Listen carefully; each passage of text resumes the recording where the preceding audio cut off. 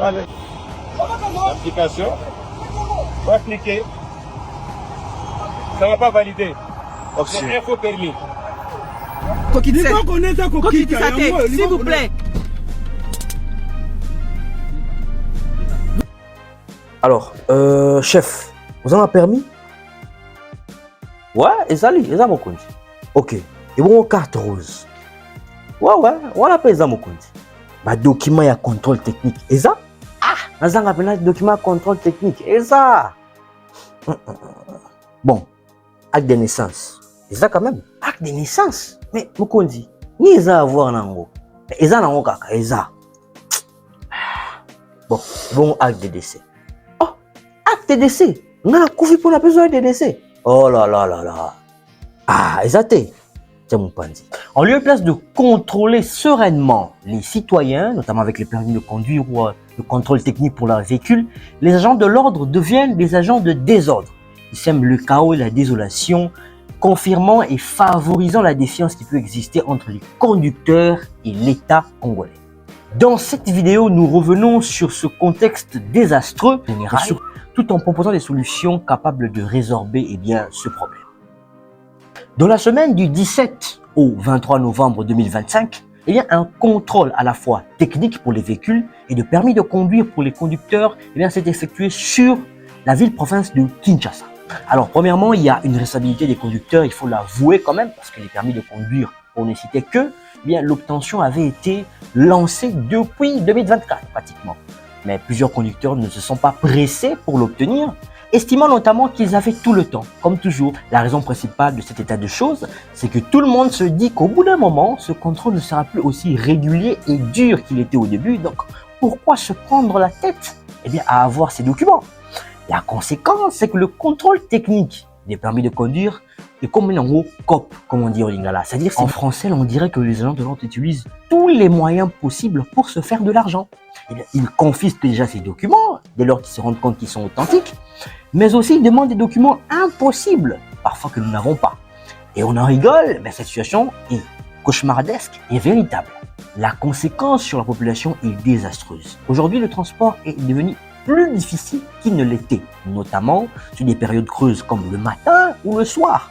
Énormément de personnes, notamment ceux qui vont à Tchangou, qu'on appelle Air Tchangou, font le pied de manière incalculable. Ça devient invivable. Parmi les missions de l'État congolais, il y a celle de rétablissement de l'ordre public. Cet ordre public se base sur une paix sociale. Les citoyens doivent se sentir heureux et vivre comme il se doit dans la société.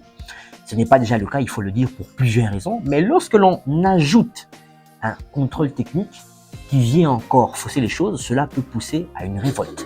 Il faut faire très attention. Mais parce qu'aussi le permis et même le contrôle technique, c'est une taxe.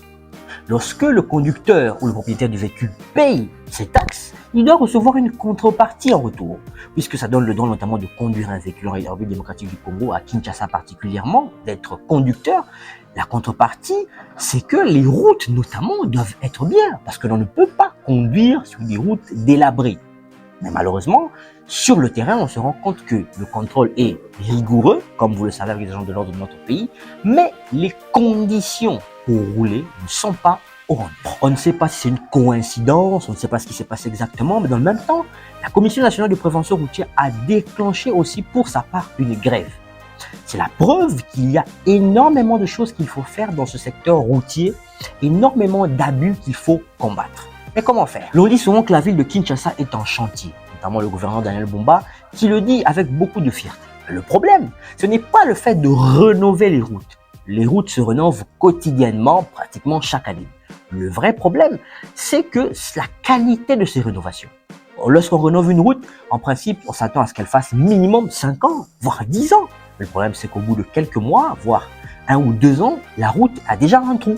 On se pose la question, mais quelle rénovation a été faite exactement? Cette situation de contrôle technique met en exergue une réalité, celle qui veut que d'abord du côté des conducteurs, il y a une lassitude qui pousse parfois certains à ne pas se procurer le document, pour des bonnes raisons, mais certains parfois volontairement décident de ne pas le faire. Mais cela ne se justifie pas, puisque du côté de l'État aussi, il y a un déficit par rapport aux routes, aux structures permettant à ces conducteurs-là de vivre, de conduire leur véhicule viablement. Donc, la responsabilité, elle est clairement partagée. Et chacun doit mettre la main à la pâte pour que les choses changent. Sinon, ce sera compliqué. D'autant plus que depuis quelques mois, on va le dire avec le retour de la saison des pluies, nous traversons un moment compliqué. À chaque pluie, les rues sont inondées. Cette situation, conjuguée déjà à ce qui se fait sur le terrain, peut nous mener à une catastrophe. Il est très important que l'on en tienne compte. Le problème avec notre pays, c'est qu'il faut des catastrophes pour changer les choses. Allons de l'avant, prévoyons les choses, n'attendons pas que le pire arrive. Toujours dans l'actualité, on revient notamment sur le passage de Héritier Watanabe dans l'émission Buan Music de Papi Mboma, où, contre toute attente, il a clairement loué les mérites de Fally Ipupa, le félicitant et exprimant toute son admiration, notamment pour le concert qu'il aura donné au Stade de France le 2 mai 2026. La preuve que ce message n'est pas tombé dans l'oreille d'un sourd, c'est que les nombreux collaborateurs de Fally Ipupa, les plus importants, Souley Kaouka et Dibadiatin, ont réagi, soulignant chacun la sincérité de cet artiste. Du côté notamment des autres, les Gaulois, il faut le dire quand même, qui sont les principaux opposants, Héritier Watanabe n'aurait jamais dû louer Fally Ipupa, estimant que dans la musique congolaise, on ne loue jamais son rival. Mais il faut qu'on se pose quand même une question. Depuis les années que nous faisons ça, que jamais on ne loue son rival, jamais on ne reconnaît le travail, ça nous a mené à quoi? Ne serait-ce pas plus important d'avoir une certaine unité? Je ne dis pas que tout le monde doit être ensemble, c'est clair et net que ça ne sera pas le cas. Une certaine unité dans la musique congolaise, dans la rumba congolaise, pour que les sortes que les gens comme Fally Ipupa, qui ont atteint un certain niveau, arrivent à transmettre, à donner le relais à la nouvelle génération et qu'ils amènent encore le niveau plus loin.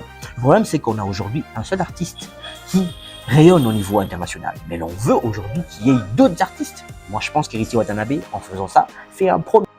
C'est donc par cette note que nous mettons un terme à notre vidéo de ce jour. Un grand plaisir de vous avoir pu, encore une fois, vous parler, mes chers boniteurs. N'hésitez pas à vous abonner, commenter au maximum, donnez-nous votre avis sur le sujet qui concerne les tracasseries routières. Qu'est-ce que vous en pensez exactement?